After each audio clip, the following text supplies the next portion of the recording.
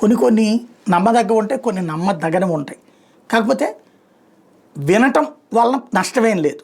అట్లాంటిదే America Bharat మీద కోపంలో ఇదొక కోణం.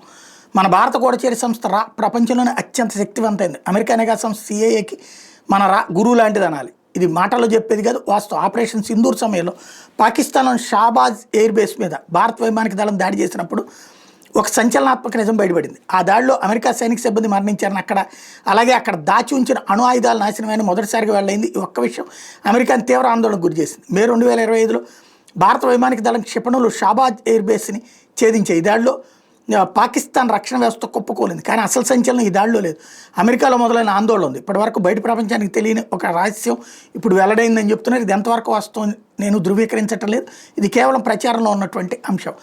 ఆపరేషన్ సింధూర్ సందర్భంగా షాబాజ్ ఎయిర్ బేస్లో పనిచేస్తున్న అమెరికా సైనిక నిపుణులు మరియు కాంట్రాక్టర్ల భద్రత పూర్తిగా విఫలమైంది. గోప్య నివేదికల ప్రకారం క్షిపణి పలువురు అమెరికా సైనిక సిబ్బంది మరణించారు. తన ప్రతిష్ట దెబ్బతింటుందని భయంతో అమెరికా రక్షణ శాఖ విషాదాన్ని బహిరంగంగా అంగీకరించలేదు. అయితే దాడి తర్వాత వాషింగ్టన్లో జరిగిన అత్యున్నత స్థాయి భద్రతా సమస్య రహస్యాన్ని ధృవీకరించింది. ఈ దాడి కేవలం F-16 లేదా TPS-77 రాడార్లకే పరిమితం కాలేదు. ఆపరేషన్ సింధూర్ సమయంలో భారత క్షిపణి దాడిలో F-16లు, డ్రోన్లు, ఆధునిక రాడార్లు కూడా నాశనమైనటువంటి పరిస్థితి. అంతేకాకుండా అమెరికా సాంకేతిక బదిలీ విధానం కింద అత్యంత గోప్యంగా ఉంచిన కొన్ని సైనిక ఆస్తులు కూడా నాశనమయ్యాయి. ఈ గందరగోళం మధ్య ప్రపంచానికి ఒక నిజం తెలిసింది. షాబాజ్ ఎయిర్ బేస్ అమెరికా యొక్క డ్యూయల్ కీ పర్యవేక్షణలో చిన్నపాటి అణుఆయుధాల మాడ్యూల్స్ తాత్కాలికంగా ఉన్నాయని తేలింది. అమెరికా మరియు దాని మిత్ర దేశాలు సమగ్ర అణుభద్రత అనే విధానాన్ని పాటిస్తాయి. ఏదైనా అత్యవసర పరిస్థితులు అమెరికా వాటి ఎలా ప్రతిఘటన లేకుండా ఉపయోగించుకునేందుకు ఇది సహాయపడుతుంది. అమెరికా సైనిక సిబ్బంది మరణించడమే కాకుండా వాళ్ళ అణు మాడ్యూల్స్ కూడా నాశనమైన మీడియా మరియు నిఘా వర్గాల ద్వారా లీక్ అయినప్పుడు అమెరికా అధ్యక్షుడు డొనాల్డ్ ట్రంప్ ప్రభుత్వం తీవ్రంగా కలవరం చెందినటువంటి పరిస్థితి. ఈ కారణంగా అమెరికా విదేశాంగ విధానం ఒక్కసారిగా భారత్ పట్ల కఠినంగా మారింది. భారత్పై కాల్పుల విరమణకు ఒత్తిడి తీసుకురావడానికి ఇదే ప్రధాన కారణం.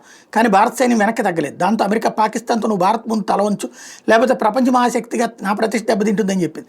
నేడు భారత సైనిక శక్తి ప్రపంచంలో అత్యున్నత స్థాయిలో ఉంది. అమెరికాకు ఆధునిక ఆయుధాలు ఉంటే భారతదేశానికి వెనక్కి తగ్గినటువంటి సైన్యం ఉంది. అదే సందర్భంలో మన సైనికుల అద్భుత ధైర్యం, పరాక్రమం గురించి అమెరికాకు కూడా తెలుసు. ఎందుకంటే భారత్ మరియు అమెరికా సైనికులు సంయుక్త విన్యాసాల్లో కూడా పాల్గొంటుంటారు. దాని ఇంపాక్టే ఈ గొడవంతా అన్నటువంటిది ఒక వాదన వస్తుంది.